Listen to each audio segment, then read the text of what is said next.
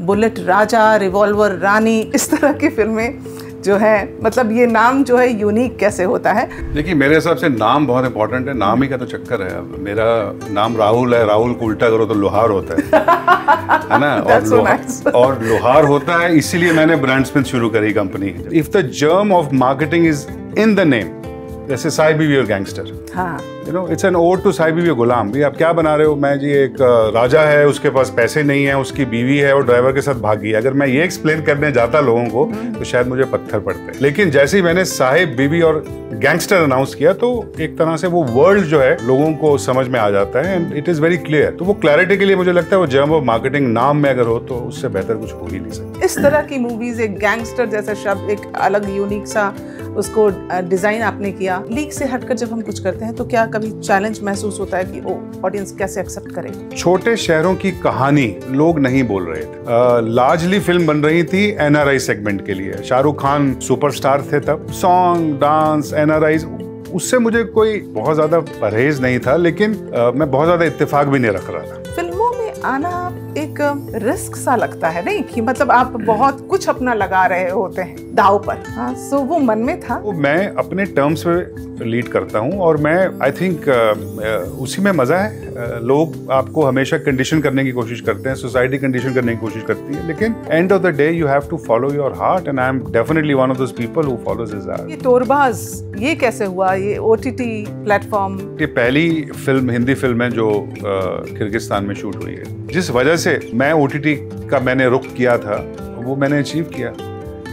मेरी film all over the world देखी गई और कुछ ऐसी कंट्रीज में देखी गई जहां शायद मेरी एक रेगुलर रिलीज नहीं पहुंच सकती। So what are your expectations from a good film? जब आप सोचते हैं कि एक फिल्म पे पैसा लगाना है, एक फिल्म बनानी है, तो क्या एक्सपेक्टेशन होती है?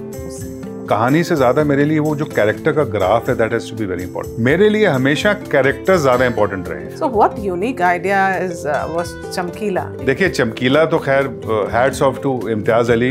मुझे तो खैर इम्तियाज का फोन आया कि सर मैं एक फिल्म बना रहा हूँ और चाहता हूँ कि आप उसमें रोल कर रहे हैं, और उस तरह से मैं चमकीला के साथ जुड़ा और I played an important cameo there. But yes, it remains one of my favourite films. एक सक्सेस मंत्रा क्या है राहुल मित्रा आपका? क्योंकि आप जहाँ जाते हैं भाई सक्सेसफुल हो जाते हैं। सो कोई सक्सेस मंत्रा तो होता होगा। देखिए, I think more than being successful, I believe in that a person should be of more value. और खुकरी में क्या है? एक बेस्ट सेलर किताब है, ऑपरेशन खुकरी, 2000 में हुई थी। बहुत बेहतरीन, बहुत ही करेजियस ऑपरेशन था इंडियन आर्मी का, और मेजर जनरल राजपाल पुनिया उन्होंने एक किताब लिखी है जो पेंगुइन ने पब्लिश करी है। इट्स अ बेस्ट सेलर, और रणदीप ने पढ़ी, मैंने पढ़ी, एंड रणदीप हुड्डा कि भाई ये तो बनानी चाहिए। बस उसके बाद फिर हम लोग जुट गए राइट्स में। The podcast would be incomplete if we don't touch upon Sanjay Dutt. Your special bonding with him. Sanjay Dutt के बारे में मैं एक दोस्त से जानना चाहूंगी, किस तरह की शख्सियत है वो?